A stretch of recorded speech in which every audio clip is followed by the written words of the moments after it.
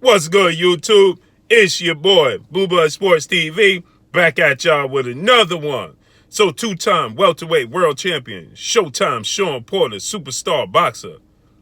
He weighs in and gives his unfiltered thoughts and unbiased thoughts on this past Saturday's showdown between undefeated 3-division world champion, former junior welterweight undisputed world champion, and currently the WBO welterweight world champion, who is widely considered the #1 pound-for-pound boxer in the world, Terence Crawford, and his showdown with former IBF welterweight world champion, British superstar boxer, Special K, Kell Brook, who happens to be a rival foe, who took Shawn Porter's first title, the IBF title, from Shawn Porter. That's how Kell Brook became a world champion after he defeated Showtime Shawn Porter. With that said, Shawn Porter gave his thoughts on that showdown and how it ended, the conclusion of it, which saw Terence Crawford dramatically stop Kell Brook in the 4th round with which seems to be, I call it, a sweeping right hook, like a sweeping jab hook, right? It's like a mixture. It was like a hybrid between a jab and between a hook. It wasn't completely a hook, but it wasn't completely a jab. So it was like a hybrid, right? It was like a cross between the two. And so it was like a mixture between the two.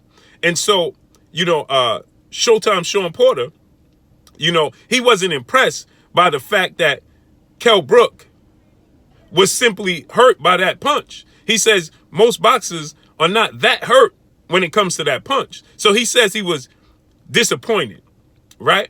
Should I say that rather than I said, he wasn't impressed. He was disappointed in the reaction that Kell Brook gave due to the fact that he felt like it wasn't that hard of a punch. And I saw a lot of people that felt like it wasn't that big of a punch for Kell Brook's reaction. They felt like Kell Brook overreacted to the punch.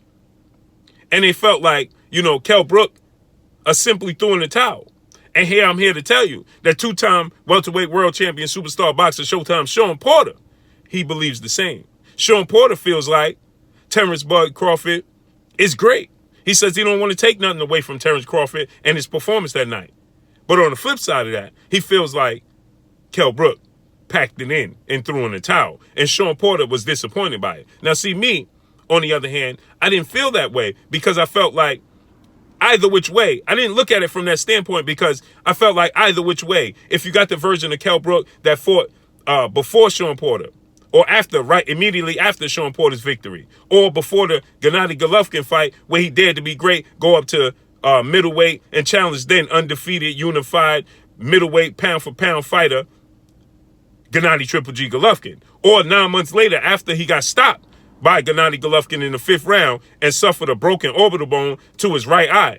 He then 9 months later fought now undefeated unified WBC IBF welterweight world champion Errol the True Spence Jr., superstar boxer, who defeated Shawn Porter for his WBC title, thus making him unified. And then he defeated, prior to beating Shawn Porter, he beat Kell Brook in the UK and took his IBF strap. So Errol Spence picked up his belt off of Shawn Porter and off of Kell Brook. But he too stopped Kell Brook in the UK when Kell Brook was the world champion in high-style environment in the 10th round, and he broke his other orbital bone, his left orbital bone, and stopped Kell Brook. And Kell Brook then, that was 2017, Kell Brook moved up to junior middleweight, 154. He cited that he could no longer make that 147 welterweight limit, and he cited that that was his reasoning for losing to Errol Spence because his body just couldn't take it. So he felt more comfortable when he moved up to 154. He said he was depleting himself at 147. This was back in 2017. And now here we are, 2020. He decides to go back down and challenge Terence Crawford 3.5 years later. And Shawn Porter's under the belief that, yes, maybe there was no punch resistance due to the fact that he made a weight 3.5 years later after citing that he struggled to make that weight when he was in his prime. That's why he lost to Errol Spence. He even invited Errol Spence to come up to 154 for a rematch and he said that he'll be a much better fighter. Much different outcome. That's what Kell Brook stated. But Shawn Porter is saying that maybe it was the punch resistance. He's stating that maybe it was the fact that Kell Brook depleted himself to get down 147. Now, we know he said he comfortably made the weight to get down 147. And he's been planning to make this weight for quite some time to challenge Terence Crawford. And Shawn Porter is saying he did have success in the early round, right? The first round, second round. A lot of people gave Kell Brook the first and second round. Some people even gave him the third round, right? But Terence Crawford started to make adjustments. But Shawn Porter's point is that Kell Brook just didn't have the punch resistance. And maybe it was due to the weight. But on the flip side, he said maybe it was due to his mentality. And maybe it was due to the fact that he just was ready to pack it in. And he wasn't ready to continue with the fight at all anyway. He says that maybe it was a mindset. He said he looked at the referee, Tony Weeks. And it seemed to have all intentions of quitting at that point in time. He had no intentions to press forward, right? He says he just didn't show the body language of a fighter that wanted to continue. Shawn Porter saying that, myself, I'm going to put up a different fight. I'm going to put up resistance. I'm going to deal with whatever you dish out. He says, regular people been in regular fights before, and the first thing you react is when you get hit is OS. Now what do I do next? He said Kell Brook didn't show and demonstrate none of those actions. Kell Brook demonstrated the actions of a man that wanted to get out of this fight. He no longer wanted to pursue. Let's just listen to what Shawn Porter had to say regarding this matter. And see, again, like I said, I think that Terence Crawford would have beaten Kell Brook because styles make fights. And I thought that he would have stopped Kell Brook even in Kell Brook's prime after Kell Brook immediately beat Shawn Porter. And before those two fights with Errol Spence and Gennady Golovkin, I just think that Terence Crawford's style matched up well with Kell Brook's style in favor of Terence Crawford. And it was a bad matchup if you Kell Brook, because just styles make fights, right? Kell Brook is very technical. He's very technically sound. And Shawn Porter says this, he utters those same sentiments. He says Kell Brook is probably the most technically sound fighter, welterweight, in all of boxing. He says, but he has a beautiful jab, right? And he has he follows that up with the 1-2. He says, but you have to consistently follow that jab up with something else, as he did in my fight, right? He followed up with the jab. He followed the jab up with a 1-2. He says, even in the first round of the fight with Terence Crawford, you saw him land the 1-2. He says, but then when he got hit and he seemed to be buzzed, he just didn't react like a fighter should, like a champion should. And maybe he was already willing to pack it in at the first sign of adversity, right? So let's just listen to what Shawn Porter had to say regarding this matter. And again, I don't understand how you're out of it from that punch. Maybe the punch was stronger than it. Yeah, but that's why I asked. And it's so hard to know. But is it the punch resistance? Is that the one area where it showed up that he isn't the fighter that? But I don't think fighters are out of it from that punch for 8 to 10 seconds, and he had about 8 to 10 seconds to recover. But my counter to that is, so you see, he said that he had time to recover. He just didn't show the body language of a person that wanted to recover, that wanted to continue. So he says from that type of punch, he had 8 to 10 seconds to recover, but he just didn't show. He didn't act like he wanted to recover, right? He acted like he showed the body language and the actions of a man that was ready to pack it in. So Showtime Shawn Porter says that he showed no integrity in quitting, right? Because essentially that's what he's saying. He's saying that he showed no integrity, right? He said that's not how professional boxers react. He said it's just not professional, and he didn't show any integrity. He says, I've seen guys hurt from far bigger punches, right? And they react differently. You put your hands up. He said he never put his hands up to defend himself. He immediately went in retreat mode, bent his head down, put himself in a compromised position to allow Terence Crawford to be able to capitalize on the position he was in. He said he just bent down to his right without putting his hands up and let Terence Crawford finish him off. He said he never really truly showed any grit that he wanted to be in there and win the fight, essentially, right? And I'm paraphrasing, but that's essentially what he's getting at, right? He didn't show the body language of a man that truly, truly wanted to win this fight. He showed the body language of somebody who was already ready and willing to pack it in at the first sign of adversity. So he says that I've seen guys hit and hurt, and I've seen guys get knocked out trying to defend himself, trying to throw back, put up some sort of resistance. He said, I seen guys get knocked out trying to hold on, grasp. He said, I even seen guys tackle people to try to, recover. He said he had enough time to recover, but he just didn't show the body language of a man that really wanted to continue this fight.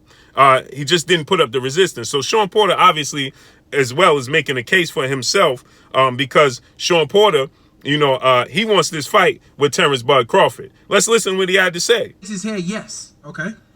Get your hands up like you want to continue. Get off of the ropes like you want to continue. As Bud approached him, he went here. He didn't go here. He didn't He's move demonstrating grabbing. nothing. He went here. He was fucked. So he's saying that he didn't show the actions of a man that wanted to continue. He said, act like you want to be there. Act like you want to win. Put your hands up. Defend yourself. Put yourself in a position to defend yourself and get to the end of the round. Survive. He said he didn't act like a man that wanted to survive, to continue to fight, put himself in position to win the fight. He says he didn't put up his hands. He didn't show any resistance. His body language showed the body language of a man that wanted to quit. And obviously, again, Shawn Porter is making a case for himself because he wants this fight with Terence Bud Crawford. He also stated that he is the mandatory for Terence Bud Crawford. He's number 1 in the WBO rankings, and he's going to petition to make that fight happen. He's just trying to give them the opportunity to willingly want to make the fight happen with him before he forced them to have to make the fight happen with him, right? So let's listen to what he had to say about Kell Brook showing any type of integrity in this fight. I'm disappointed in Kell, and I'm disappointed in the integrity that he brought to the ring last night, because I feel that, if anything, I've seen guys tackle guys. They've been hurt, and they tackle guys. I've seen guys get knocked out trying to swing back. You saying he didn't do what the hell he had to So, do. so in other words, he's saying that I've seen guys put up more resistance, right? And for what that, right, Showtime Shawn Porter, he lets it be known that he wants this fight with Terence Bud Crawford. Now, you have them continue to push a narrative that, the PBC, Premier Boxing Champions, Al Heyman is the founder and advisor for these fighters, that they don't want to make these fights. But on the contrary, Shawn Porter is a PBC fighter. I know Terence Crawford stated that Shawn Porter, when he was a champion, he didn't want to fight him and give him the opportunity. Well, one thing we have to understand is Shawn Porter was the IBF champion before Terence Crawford was a champion at all in his career. They became world champions around the same time, and this was back in when Terence Crawford fought Ricky Burns. That's when that took place, okay? When Terence Bud Crawford fought Ricky Burns in the UK, that's around the same time Shawn Porter became a world champion for the first time himself. But the difference is Shawn Porter was at 147, and Terence Crawford was at 135. This was back in Terence Crawford became world champion when he beat Ricky Burns on March 1st of 2014. Okay? That was March 1st of 2014. He was at 135, okay? Shawn Porter was at 147. So there was a 12-pound difference by the time Shawn Porter became a world champion for the first time, and he lost that belt to Kell Brook, as I stated, right? So Shawn Porter became the IBF champion when he beat Devin Alexander. That was actually, he beat Devin Alexander. This was back in 2013. So Shawn Porter became a champion of December 2013. He defended against Paulie Malignaggi in 2014, and then he lost it to Kell Brook in August of 2014. So in April of 2014, he defended the belt that he won against Devin Alexander back in December of 2013 against Paulie Malignaggi. In April of 2014, he beat Paulie Malignaggi TKO. Then he defended it again against Kell Brook, who Kell Brook was his mandatory. That was August 16th of 2014. He lost it to Kell Brook. He didn't re-become a champion until he beat Danny Garcia in 2018. That was September of 2018 when they fought for the vacant WBC title. And then he defended it against Jordanis Ugas, who was the mandatory for Errol Spence, but they did a little wiggling to let Errol Spence fight Mikey Garcia. And then Shawn Porter fought his mandatory in Yordenis Ugas, and then they eventually fought against one another in September 28th of 2019. Okay, then he lost the belt to Errol Spence. So he had the belt for short periods of time. He successfully defended both of the belts one time, and then he lost the belts in the second time he was trying to defend the belts. Okay, so he never had the opportunity to give Terence Crawford this opportunity, because like I said, when he won the belt the first time in 2013, Terence Crawford was at 135 pounds. So he was nowhere near in the division, or that fight wasn't even thought of, or wasn't even dreamed of for Shawn Porter and Terence Crawford to take place. And then he lost the belt to Kell Brook by the time Terence Crawford won his first world title against Ricky Burns in the UK. Okay, then we know he then went on to 140 and became undisputed there. So he wasn't even thinking about going to 47 anytime soon before he became undisputed at 140. Then he won the belt against Jeff Horn. He defended the belt 3 times, or 4 times after that. But the opportunity wasn't there when Shawn Porter was a champion, because he already had it to unify the belts against Errol Spence Jr., which was a bigger fight, because Errol Spence is a bigger star. So he made more money in a bigger fight and a higher profile fight on pay-per-view, and he successfully did his pay-per-view numbers than he would have fighting Terence Crawford. So the notion that Shawn Porter doesn't want to fight Terence Crawford is false, and Shawn Porter is throwing his hat in the ring to make that fight happen, and he wants to fight. So Terence Crawford is on the hot pursuit of Manny Pacquiao, and I'm going to drop a video about that. But he continues to look for a Manny Pacquiao fight. Bob Arum saying it's a possibility. Manny Pacquiao doesn't see that being a possibility. They saying he agreed to it. Manny Pacquiao and his team, they send a laughing emoji about him fighting Terence Crawford, and they're pursuing either Mikey Garcia or Conor McGregor. So let's see how everything all plays out. But Shawn Porter wants this fight. He feels like Kell Brook didn't show any integrity, and he quit.